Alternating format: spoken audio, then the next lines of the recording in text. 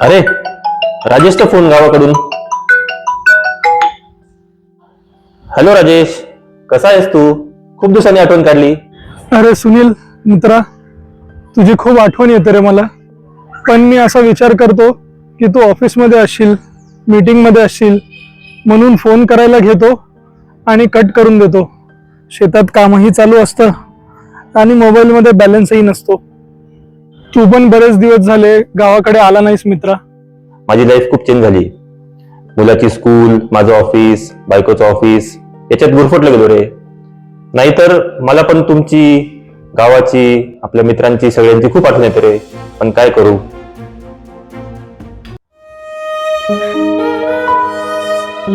बरं ते सोड, तू फोन का केला ते सांग. अरे काही नाही रे, शेतात काम करताना म्हातारा पडला आणि त्याच्या डोक्याला मार लागला. डॉक्टरांनी सांगितलं मुंबईमध्ये मोठ्या इस्पितळात न्यावं लागेल. मला कळत नाहीये मी आता काय करू आणि कुठे जाऊ. अच्छा, अरे एक काम कर, माझ्या घराजवळच सिटी हॉस्पिटल आहे. तू ॲम्ब्युलन्स वाल्यांना सांगितलं तर ते तुला सिटी हॉस्पिटल पर्यंत घेऊन येतील. हो. बरं बरं, तिथे झोपायची तरी सोय असेल ना रे? अरे माझं घर असताना तू हॉस्पिटलमध्ये का झोपशील? तू बाबांना उद्या घेऊन ये, मग मी तुला सोबत येईल. आपण बाबांना ऍडमिट करू आणि मग तू माझ्यासोबत माझ्या घरी ये. घरी नको रे बाबा. अरे राजेश, एवढा विचार नको करू. आपण लहानपणीचे मित्र आहे, विसरला का तू? मी तुला उद्या हॉस्पिटलमध्ये घ्यायला येतो. भेटू आपण उद्या. चलो बाय. ठीक आहे, चालेल. मला न विचारता कुणाला आमंत्रण देताय तुम्ही? एक तर आपलं घर छोटं, आपल्या दोघांचं ऑफिस आहे, त्याच्यानं तुम्ही मला न विचारता कसे डिसिजन घेता असे? आणि कशाला बोलवायचं असतं त्या गावाकडच्या लोकांना तुम्हाला इकडे? अगं राजेश कोणी परका नाहीये, माझा लहानपणीचा मित्र आहे तो. तुला माहिती का, गावाकडे असताना आहे ना, आम्ही दोघं एका शाळेत जायचो, आम्ही एकत्र खेळायचो. फक्त परिस्थितीमुळे तो जास्त पुढे शिकू शकला नाही, नाहीतर राजेश अभ्यासात खूप हुशार होता.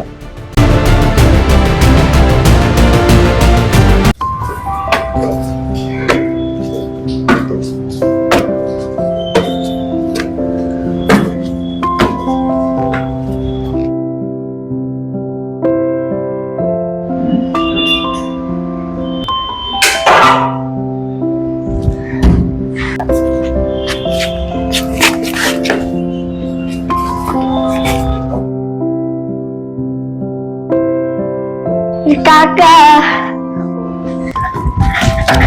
ये राजेश.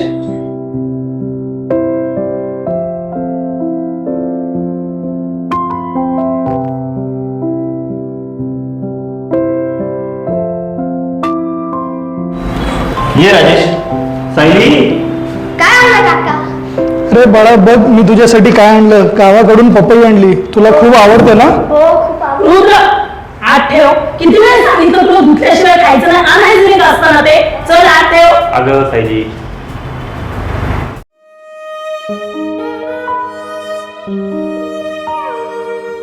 सायली, तुला बोललो ना, तो माझा मित्र राजेश गावाकडनं आलाय.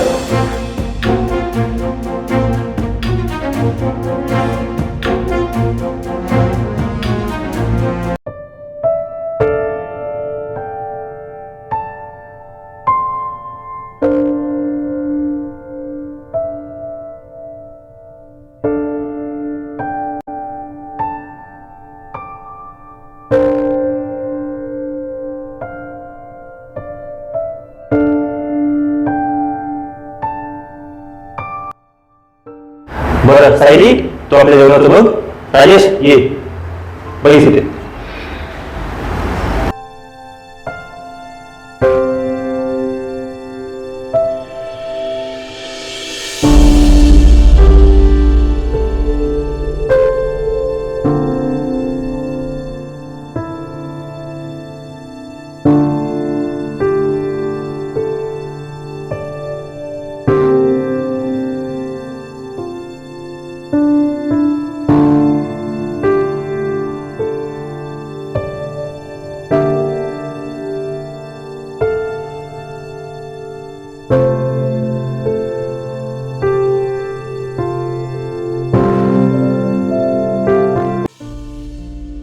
अरे राजेश, तिथे का बसला? मित्रा, इथे बैस, ये.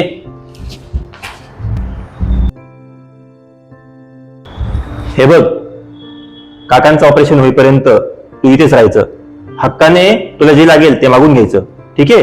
कसलीही चिंता करू नकोस, मी आहे ते.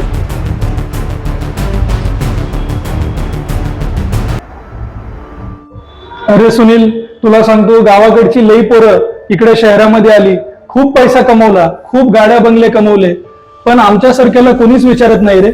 एक तूच सुनील माझा खरा मित्र आहेस, जे आजही पहिला जसा होतास तसाच आहेस मित्रा, आणि ह्याचा आम्हाला खूप आनंद आहे, खूप जास्त.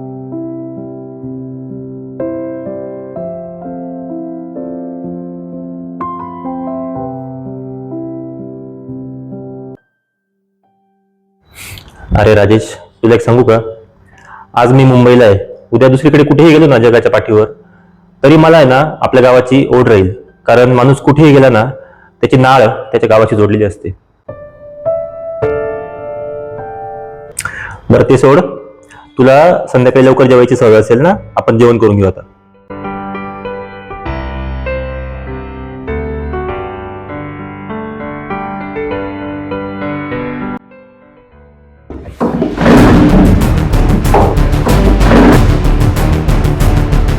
बरं राजेश, आपण मी मीटिंग अटेंड करतो, तू इथे झोपून घे.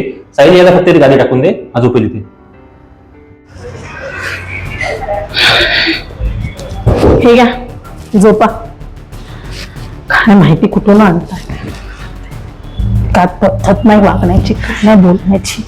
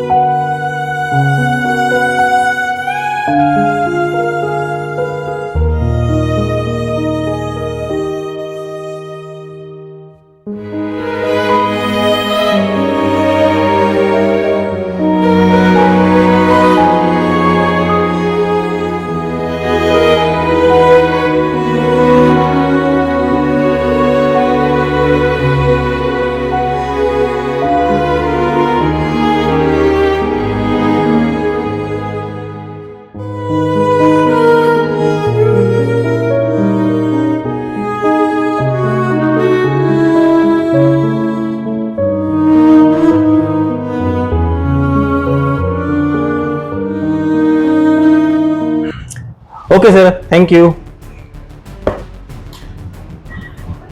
सुनील, हा, इथून पुढे ना मला न विचारता तुमच्या कुठल्याही असल्या मित्रांना बोलवत जाऊ नका. असले कसले मित्र हो तुमचे, मला सांगा. असल्या गरीब मित्रांची संगत करून तुम्ही लाईफ मध्ये काय प्रगती करणार आहे? आणि तुमचा मोबाईल आणि पॉकेट वगैरे व्यवस्थित ठेवलंय ना? हे बघा, त्या गरीब लोकांचा ना काही भरोसा नसतो. श्रीमंती बघितली ना, त्यांचे डोळे फिरतात. सायली एक मिनिट, तू जसं समजतेस तसं नाहीये. राजेश माझा लहानपणीचा मित्र आहे, तसं नाहीये. काही पण विचार नको करू, झोप तू शांतपणे. खूप विचार करते तू. तुम्हाला माझ्यावर विश्वासच नाही करायचा. एकदा झालं ना मग.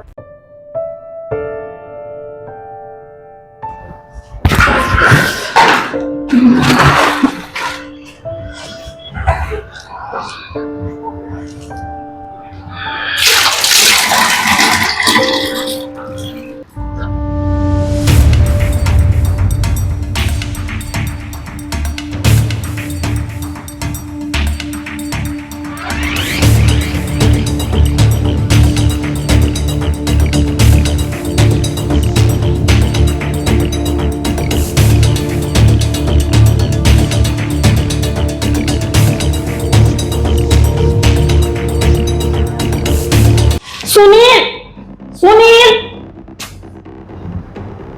सुनील, काय झालं? आलो.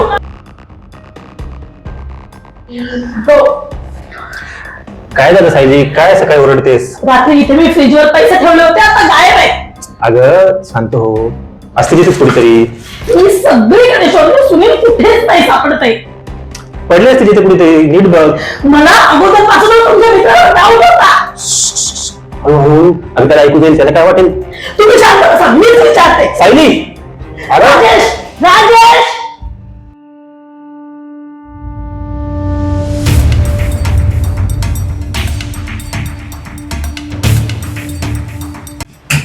ह्या घरातले पैसे घेऊन पिशवी घेऊन तुमचा मित्र गायब झालाय.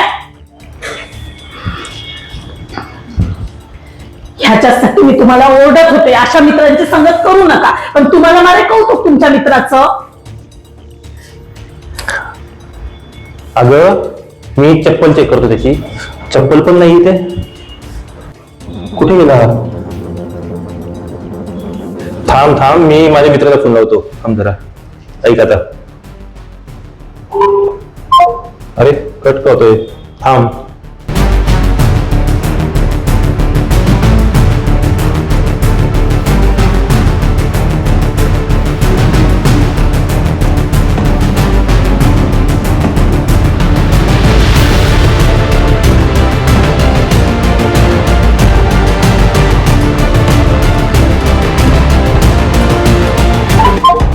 फोन करत होतो यार, असं होऊ शकत नाही यार. राजेश असं नाही करू शकत.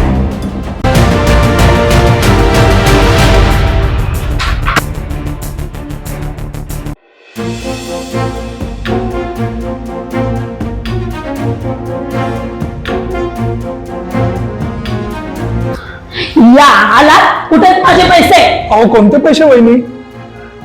हे तुमचे नाटक आहे ना, हे तुमच्या मित्रांसमोर करायचं. ते बोलतील तुमच्या अशा गोड गोड बोललेला आणि साध्या भोळ्या चेहऱ्याला, पण मी बोलणार नाही. द्या इकडे.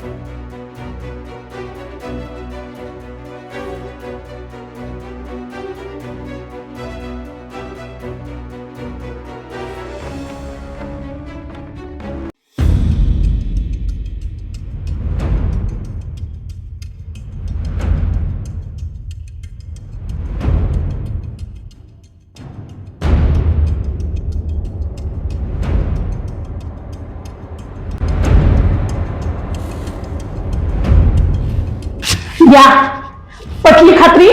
नाही, असं नाही होऊ शकत.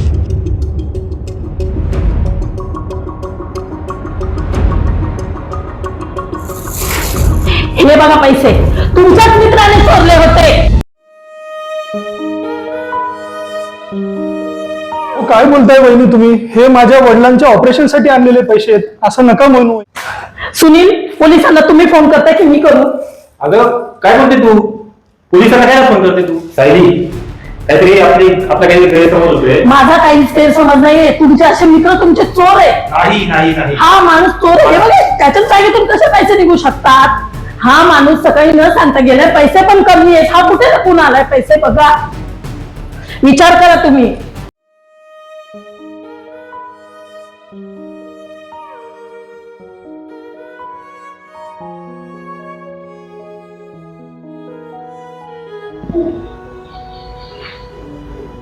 कोणा चोर म्हणते? कोण चोर आहे? हे तुझे राजेश काका, तुझ्या पप्पांचे क्लोज फ्रेंड. ह्यांनी माझ्या फ्रीजवरचे पैसे चोरले. अरे मम्मी, मी ते पैसे माझ्या बॅग मध्ये ठेवले. तू कुठे पण ठेवून देते मम्मी, कारण पप्पा रागवतात तुला, त्याच्यामुळे मी जपून ठेवले.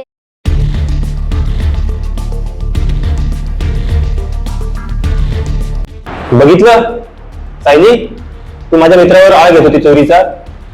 माझ्या मित्राने काही चोरी केली नाहीये. तुझ्या अशा वागण्यामुळे मला त्रास होतो. राजेश, मला माफ कर मित्रा.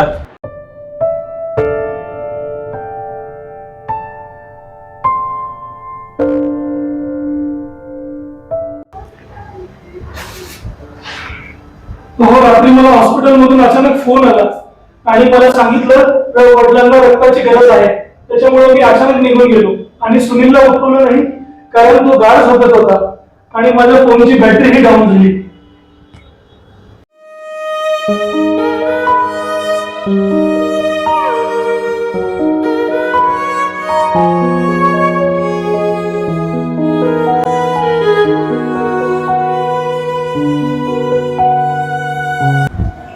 राजेश, मला माफ कर रे. माझ्या बायकोने तुझ्यावर आळ घेतला, मला माफ कर. उठ राजेश, उठ.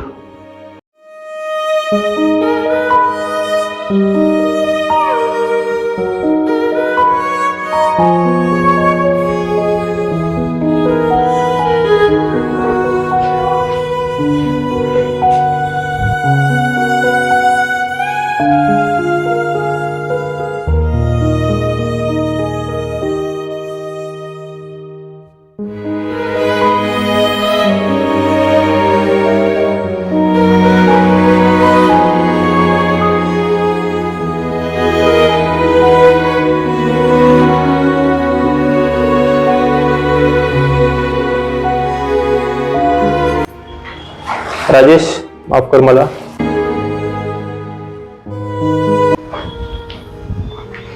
वहिनी, श्रीमंताच्या चष्म्यातून प्रत्येक गरीब चोरच दिसतो. वहिनी, मी फक्त परिस्थितीमुळे गरीब आहे, मी चोर नाहीये. राजेश,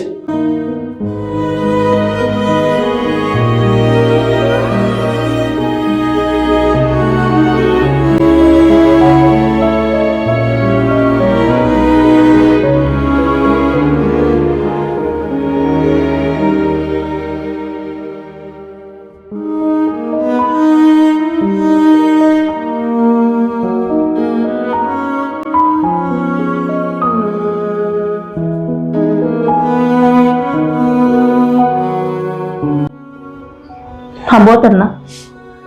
नाही थांबणार तो. एकदा एक वेळ माझं त्याच्याशी भांडण झालं असतं ना तर तो थांबला असता, परंतु तू त्याच्या स्वाभिमानाला ठेच पोचवली. तू तर आता परत तो कधीच येणार नाही. आणि तुझ्या या अशा स्वभावामुळे माझं माझ्या गावाशी जे नातं होतं ती माझी नाळ तुटली.